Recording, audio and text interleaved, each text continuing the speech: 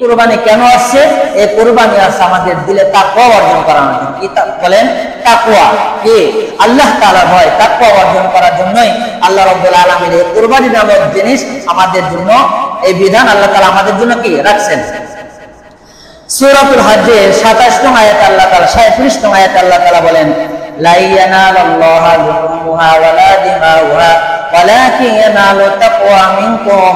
আল্লাহ রাব্বুল আলামিন বলেন, কুরবানির পশুর রক্ত এবং গোশত আমার কাছে পৌঁছায় না। লা ইয়ানালাল্লাহু লুহুমুহা ওয়ালা দিমাউহা, কুরবানির পশুর গোশত এবং রক্ত আমার কাছে পৌঁছায় না, আমার কাছে পৌঁছায় শুধুমাত্র ওয়ালাকিন ইয়ানালু তাকওয়া মিনকুম, তোমাদের দিলে তাকওয়া। তোমাদের দিল কি বলে? তোমাদের দিল কি বলে? একমাত্র আল্লাহ তাআলার জন্যই কি করতে হবে? কুরবানি করতে হবে। একমাত্র তার জন্য, আল্লাহ তাআলাকে রাজি খুশি করার জন্য কুরবানি করব ইনশাআল্লাহ। বলেন না ইনশাআল্লাহ। তো এই যে কুরবানি, আমরা কুরবানি সম্পর্কে এখন কিছু মাসআলা জানব। কুরবানি সম্পর্কে কিছু মাসআলা জানব। যেহেতু আমরা হয়তো এই সপ্তাহের ভিতরে অনেকে কুরবানির পশু ক্রয় করবো, কি বলেন? যেহেতু আমাদের আগামী সোমবারের পরে সোমবারে ঈদুল আযহা, ঈদুল আযহা, তো আমাদের অনেকে দেখা যাবে যে এই সপ্তাহের ভিতরে কুরবানির পশু ক্রয় করে।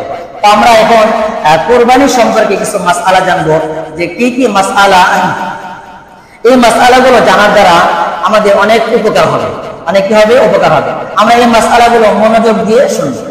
এই মাসআলাগুলো বলার আগে আমরা একটা হাদিস শুনবো। এই হাদিসটা শোনার পরে আমরা কিছু মাসআলায় যাবো ইনশাআল্লাহ। হাদিসটা সুনানে মুসনাদে আহমদ, হাদিস নাম্বার 8273 নম্বর হাদিস, আবু হুরায়রা রাদিয়াল্লাহু তাআলা থেকে বর্ণিত। দেখেন, অসংখ্য অগণিত ফজিলের কথা, আমরা ফজিলতের কথা আমরা শুনলাম। কি বলেন? যে কুরবানি করলে কি লাভ, কুরবানি করলে কি লাভ, এ সম্পর্কে কয়েকটা হাদিস আমরা শুনলাম। এখন রাসূলুল্লাহ সাল্লাল্লাহু আলাইহি সাল্লামের অসংখ্য হাদিস থেকে একটা মাত্র হাদিস উল্লেখ করা হবে, যে ব্যক্তির সামর্থ্য রয়েছে, কি রয়েছে? সামর্থ্য রয়েছে, সামর্থ্য থাকা অবস্থায় যদি কোনো ব্যক্তি কুরবানি না করে, তাহলে ওই ব্যক্তির ব্যাপারে রাসূলের ধমকিও আসছে। কি আসছে? ধমকিও আসছে। তো হাদিসটা হচ্ছে আবু হুরায়রা রাদিয়াল্লাহু তাআলা থেকে বর্ণিত। রাসূলুল্লাহ সাল্লাল্লাহু আলাইহি সাল্লাম বলেন, মান ওয়াজাদা সাআতান, মান ওয়াজাদা সাআতান, যে ব্যক্তির কুরবানি করার সামর্থ্য রয়েছে, কুরবানি করার কি রয়েছে?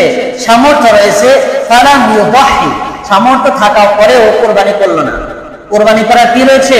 সামর্থ্য রয়েছে, সামর্থ্য থাকার পরেও কুরবানি করলো না।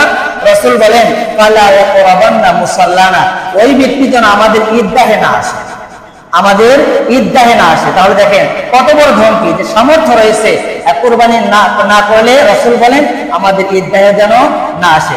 তাহলে আমরা একমাত্র আল্লাহ তাআলাকে রাজি খুশি করার জন্যই কুরবানি করব। বলেন ইনশাআল্লাহ।